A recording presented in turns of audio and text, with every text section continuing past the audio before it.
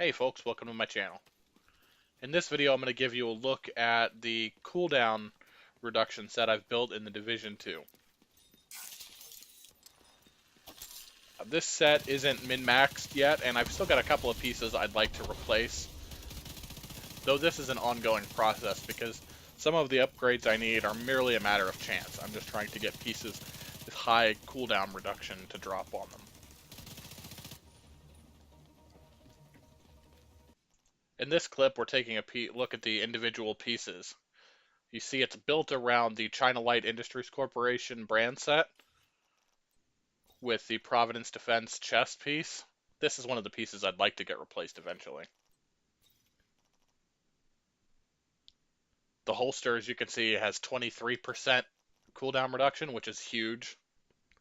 And then on the knee pads, I've got 9% cooldown reduction, but also calculated, which is a talent that gives you 20% cooldown reduction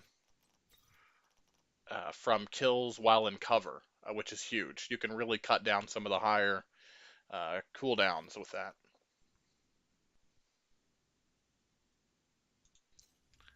Here we see all of the gear talents, which are coincidentally all aimed at improving skills. We've got tech support, which I've mentioned before, kills by active skills grant 25% skill damage for 10 seconds.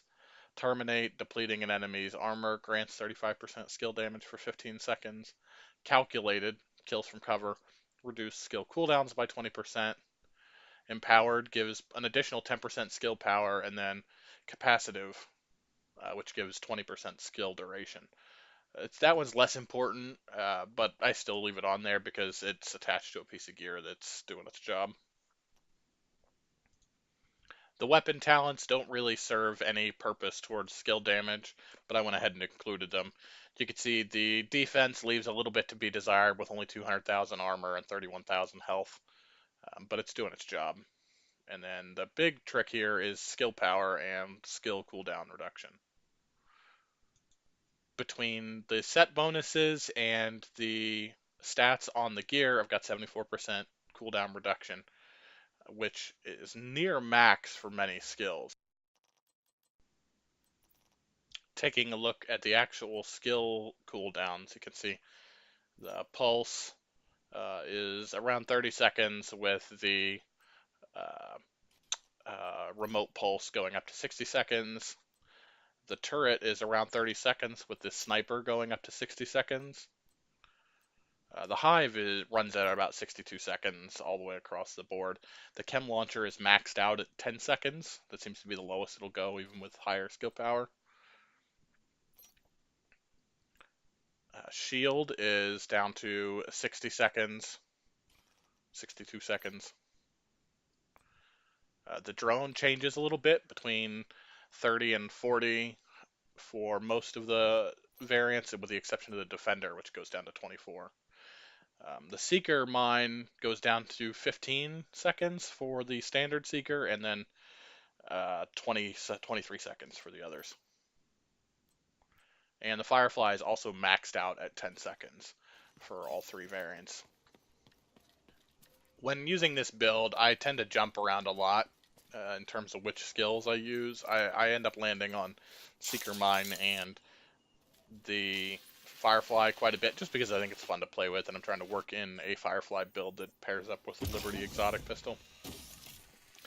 Aside from that, when I'm running solo or I'm running challenging missions, I'll generally run the Reviver Hive, because that 60-second cooldown really comes in handy by yourself. So, you know, if you get pinned down and end up getting killed, you don't have to run all the way back from a safe house. I've not taken this set into the Dark Zone yet with any regularity, so I don't know that it has any value in PvP. I assume it likely doesn't. Most fights are over pretty quickly, even faster than the 10-second cooldowns. So I'm not sure that that would have any real use. I would like to add that you can cut most of the deployable skills cooldowns in half if you cancel them before their timer has expired, which is what I suggest doing anytime you're using the turret or a drone. And the rest of this will just be some footage of me blowing stuff up. Thanks for watching.